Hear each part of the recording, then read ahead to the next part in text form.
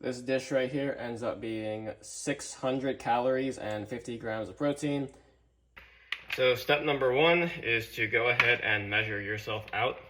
38 grams of white quinoa, or 38 grams of jasmine white rice, or honestly, whatever rice or quinoa you prefer.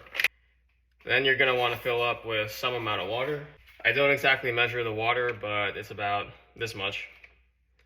The more water you put, the longer it's gonna take to cook. Next, you want to go ahead and turn on your burner, set it up to high, and cover the quinoa. Next, I'm gonna measure out 100 grams of cauliflower. Next, you simply want to wash your cauliflower. After you're done washing it, simply throw it in. You break it apart too so that it cooks easier and more thoroughly.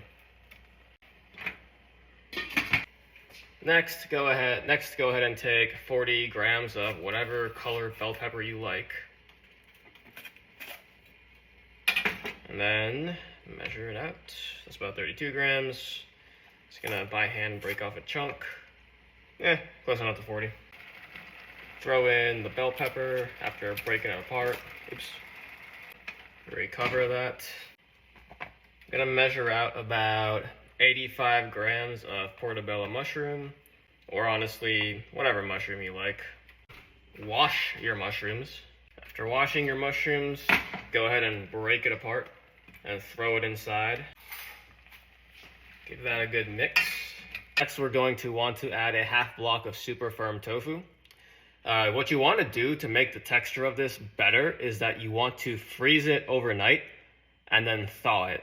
And you can do 5 blocks of tofu at a time like this. After you freeze it and thaw it, you can just chuck it back in the fridge and use it later. So this is a block of tofu that it was frozen, and then I thawed it a few days ago, and then I threw it in the fridge. Now I'm getting it out for this recipe, and we're going to use half a block of this. If you have a tofu press, you can use that, or you can grab both of your hands and squeeze the water out of the tofu.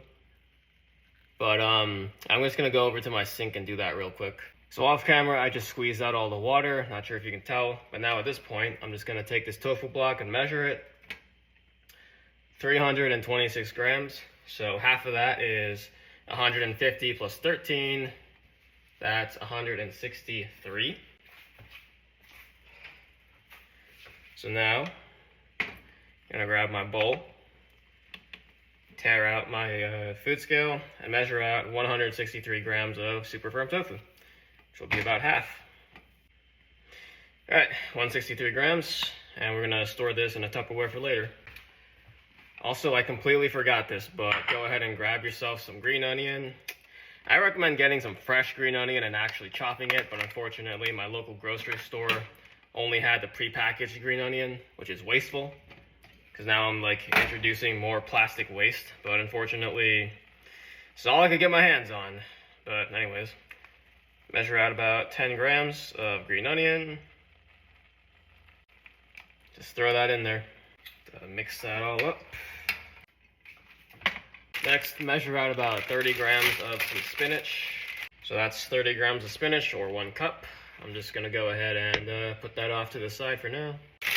The whole time I'm doing this, I'm keeping an eye on here. I don't wanna, when the water level gets too low, it's time to cut the heat and take it off the burner. You don't want your quinoa and veggies burning up. Take the tofu from earlier and just go ahead and crumble it up by hand.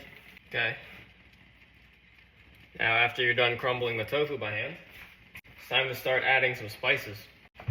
This next part I tend to eyeball. I think I'm adding somewhere between 3/4 of a teaspoon to a full teaspoon of each of the next 4 spices. So what I add is paprika. If you want it even more flavorful, you can add smoked paprika, but all I got is paprika for now. So what I do is I just coat the top with paprika. This right here looks like it's done. The water is mostly evaporated. So I'll take it off the heat. I'll turn off the stove.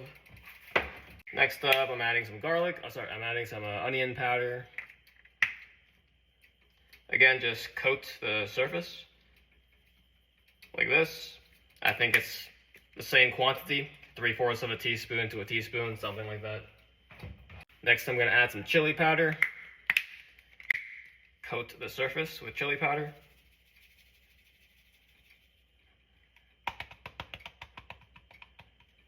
Like that. Next up is some garlic powder. Coat the surface with garlic powder.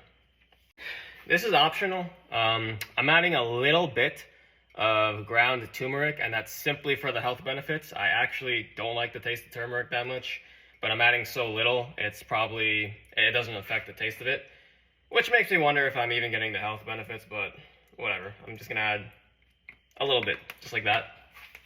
I'd say that's maybe 1/8 of a teaspoon. The thing about turmeric is that you need to have black pepper for the curcumin in the turmeric to actually be absorbed. Curcumin is the antioxidant that's so beneficial in turmeric. So I'm just gonna coat the turmeric with black pepper. Next, we're gonna add some nutritional yeast. A tablespoon of that. This one I actually measure because nutritional yeast does have about 20 calories per tablespoon. I think that's enough to warrant counting it, as opposed to eyeballing it like I did with the other spices, where it's almost 0. Next up, you want to, depending on how much sodium you're willing to tolerate. So when it comes to food being healthy, most food in America tends to be unhealthy because we tend to add a lot of salt, oil, or sugar, or a combination of the three. So this dish right now doesn't have any added sugar, and the amount of sugar that's inherently in these vegetables and tofu and spices is almost 0. There is no oil added here whatsoever. The amount of fat you're getting here is just what's naturally occurring, which makes it have a very low quantity of fat and also extremely low quantity of saturated fat. However, there's also almost no salt in this, but I want something to make this taste good. So at this point, depending on how much salt you're willing to tolerate, you have a few options. If you want, you can use a full tablespoon of regular sodium soy sauce, and that's the saltiest and most delicious version. Or you can use a full tablespoon of reduced sodium soy sauce, which still has a good amount of sodium in it, 26% of your daily value in a single tablespoon. I think that's honestly a good compromise, but if you're trying to be even healthier, what you can do is that you can take a 1/2 tablespoon of this and a 1/2 tablespoon of some kind of vinegar. In this case, I'm using rice vinegar right here. And you mix them up, and then you pour them in here. All right, so the lowest sodium option. We have a 1/2 tablespoon over here, full tablespoon over here. Well, this thing's all scratched out, but trust me, it's a tablespoon. And what I like to do is I open up my rice vinegar. I then pour the rice vinegar into the 1/2 tablespoon to the point where it's like right at the brim. Very, very carefully. I take that 1/2 tablespoon, I put it into the full tablespoon. Like so. And I'm going to pour soy sauce until it's level. So that's a mixture of 50-50 reduced sodium soy sauce and rice vinegar. And we're gonna drizzle that over.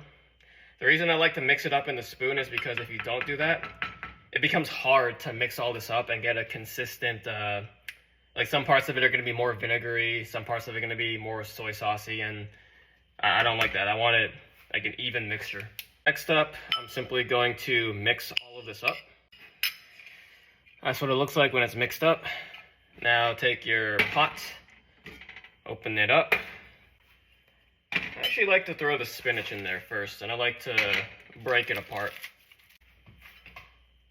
And then mix the spinach in there. Finally, gonna mix the tofu and spices mixture in there. So that's it right there. I'm gonna take the bowl I was mixing in and just pour it all out in there. And that's it right there.